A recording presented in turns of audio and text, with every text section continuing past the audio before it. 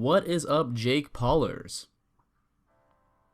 Yeah, no, I'm kidding. What's up, guys? It's TikTok back with another video, and I know I've been gone for a long time, but do know that I don't do YouTube full time. I have a job, I have a real life obligations, and I don't have like 1 million subscribers, so I can't just dedicate all of my days to YouTube. But anyway, I'm back, and I wanted to talk about something that I'm really passionate about, and that is video games. So as you know, E3 has just passed. I think it's been about a week since E3 has passed, and I want to talk about my top four, yeah, I know it's a weird number, top 4 most anticipated games from E3 that were shown at this year's E3.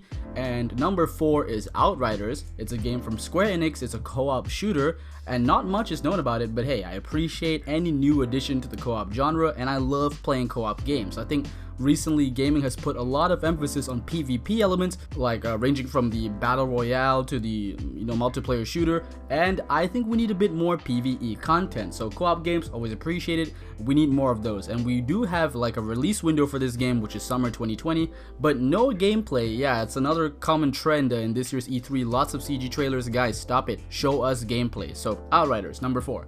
Number 3 is the Avengers game. This looks, I think a lot of people were hating on the designs, but to be honest, I think this game looks kind of alright. It looks, I think it looks great.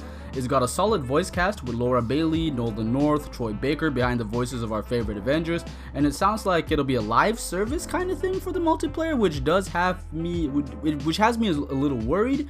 But they did go the extra mile and make an original story for this game, and it looks like they are trying to do this game some justice and do this game service, and we will find out in May 2020. But I also do have to point out that I don't like the fact that they announced on stage that PlayStation will be getting exclusive content. I'm a PlayStation 4 gamer myself, but I don't like the fact that we're gatekeeping some content and through an exclusive lock. No, don't do that, and it's not something you want to announce at E3. I think it would just get more people pissed. If you're a PlayStation 4 gamer and you enjoyed this piece of news, don't.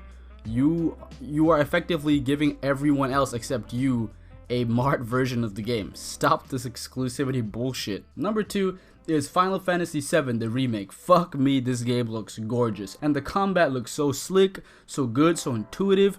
I never got a chance to play the original Final Fantasy VII myself because I was a dumbass kid. It was too stupid to finish the game, and now I'm still a dumbass guy, but I'm at least smart enough to finish a game, hopefully, Final Fantasy VII, the remake. And they didn't really help distinguish as to ascertain as to whether or not this is the episode 1 version or episode 2, because previously I think it was announced that this game would have two parts to it. So I don't know if this is just the first half or this will be the full game, but anyway, it's going to be out March 2020, and my god, next year's March-April period is going to be insane for my wallet. Number 1, this should come as no surprise to anyone, CyberPunk 2077. This game looks amazing, or rather should I say CD Projekt Red. They are great developers, and we finally have a release date, which is April 26, 2020, and I'm fucking hyped, and I think you're crazy if you don't think that this game is badass, or if you don't even know what this game is. Are you living under a rock? Do yourself a favor and check out CyberPunk 2077. It's even got Keanu Reeves. I'm broke, but I'm sold. Take my money. But I'd also like to point out that this game recently has been marred by lots of controversy in regards to the representation of Haitian people, transgender people. White people are getting angry on behalf of black people of the representation of Haitian people in the game.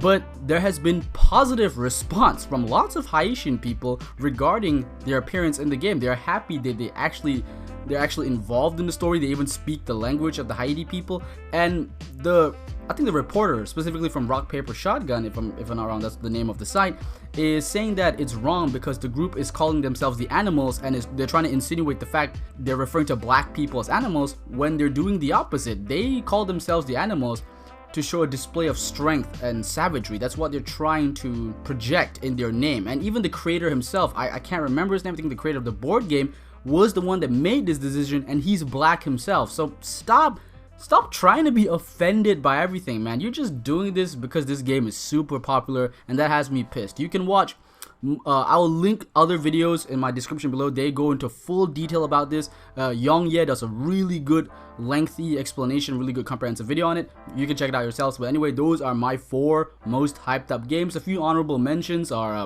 Gods and Monsters. It looks cool, looks a bit like Breath of the Wild. Aside from that, Bethesda's conference was shit.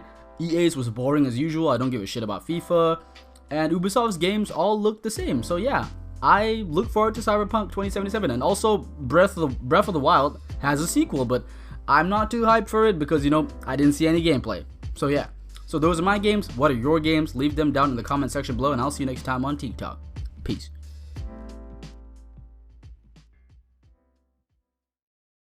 Then check this out.